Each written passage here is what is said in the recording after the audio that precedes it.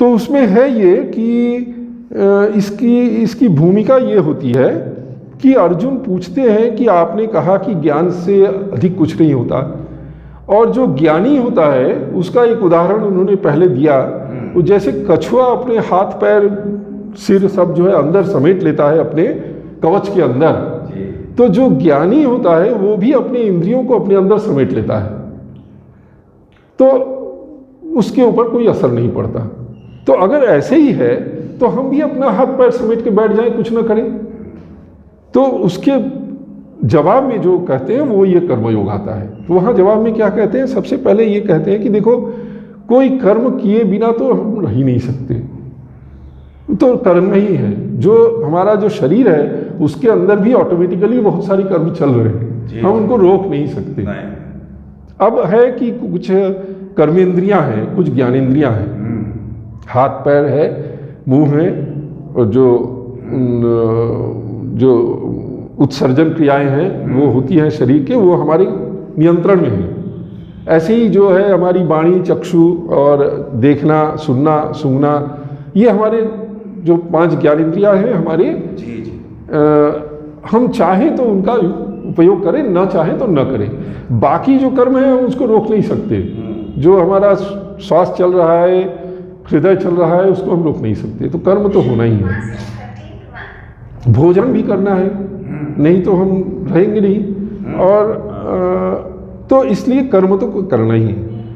और तो फिर ये होता है कि हाथ पैर रोकने का क्या मतलब है, तो उसमें उन्होंने बहुत अच्छा उन्होंने कहा है कि जो व्यक्ति हाथ पैर यानी अपने कर्मेंद्रियों को रोक करके मन से सोचता है, मन से जैसे मान लीजिए कुछ लोभ हो, कुछ दूसरों के बारे में सोचता हो, कुछ पाने की इच्छा करता हो, लेकिन हाथ पैर से रुका हुआ है, मन से सब कुछ चल रहा है, दूसरे के बारे में बुराई अच्छाई सब, तो वो जो है ढोंगी है, वो ढोंगी है। तो ये रास्ता नहीं है कि आप अपने हाथ पैर को बंद कर लीजिए और बैठ जाइए और मन आपका जो है भटक रहा है, तो वो रास्ता नहीं है। तो रास्ता क्या है, रास्ता ये है कि आप सारे जो कर्म हैं उसमें से अपना जो कर्ता भाव है कि मैं करता हूं, मैं करने वाला हूं, इस भाव से आप हट जाइए, कर्ता भाव से हट जाइए और ये ईश्वर पर न्यस्त कर दीजिए। इसी को संन्यास कहा गया है, कर्म संन्यास, यानी संन्यास का मतलब न्यास, न्यस्त कर देना, सौंप देना। तो इसको ईश्वर पर, भगवान पर या ब्रह्म पर आप जो अपने सारे कर्मों के कर्ता होने वाली जो बात है, इसको आप उनके ऊपर सौंप दीजिए, और उसके बाद जो आप कर्म करेंगे तो वो आप फिर वही कर्म करेंगे जो निस्वार्थ हो गए, क्योंकि फिर आप करने वाले नहीं हैं। आपके मन में ये बोध हो गया कि मैं नहीं हूँ, मैं करने वाला नहीं हूँ, तो फिर आप कौन सा कर्म करेंगे जो निस्वार्थ हो और फिर कल्याणकारी हो दूसरों के लिए ही होगा, फिर वो अपने लिए होगा नहीं, स्वार्थ नहीं होगा। आप किसी राग द्वेष में नहीं होंगे कि किसी से आप जो है किसी के पक्ष में गए या विपक्ष में गए, ये नहीं होगा। जो आपका कर्तव्य होगा आप उतना ही करेंगे, उसके बाहर आप नहीं करेंगे, और वो भी करेंगे ये सोच करके कि मैं कोई करने वाला नहीं हूँ। अब एक देखिए साधारण सी बात है कि हम लोग कहते हैं मैं तो मैं में क्या, ये मेरा हाथ मैं है, मेरा ये मैं है, ये तो मेरा छाती है, मेरा सिर है, तो जो चीज मेरा है वो मैं नहीं हूं, जो चीज मेरा है वो मैं नहीं हूं, तो मैं कुछ और हूं।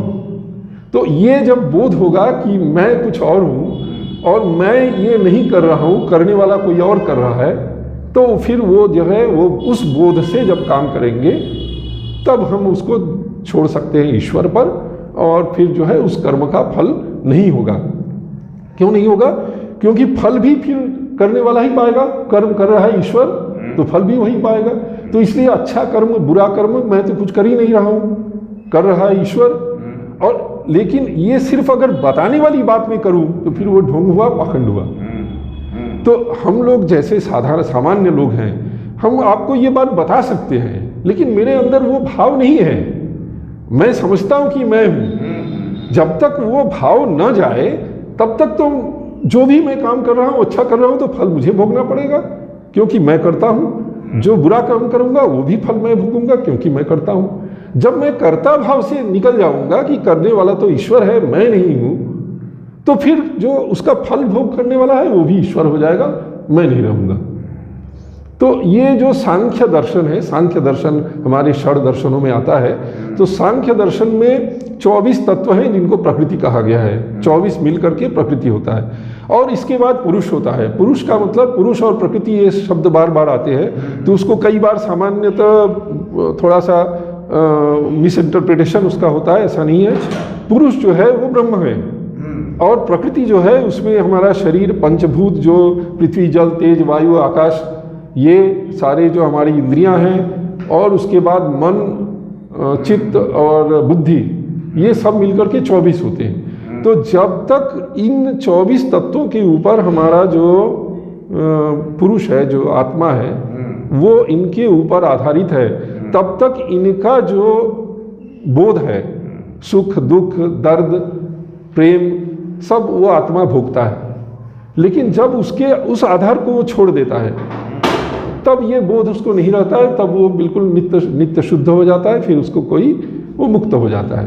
तब वो शरीर रहे या न रहे उससे कोई फर्क नहीं पड़ता है, क्योंकि शरीर और जो शरीरी जो ब्रह्म है, ये बोध हो जाए कि ये दोनों अलग हैं। तो इसलिए उन्होंने कहा है कि कर्म जो है वो छोड़ना नहीं है, जो आपके नियत कर्म है उसको जरूर करना है।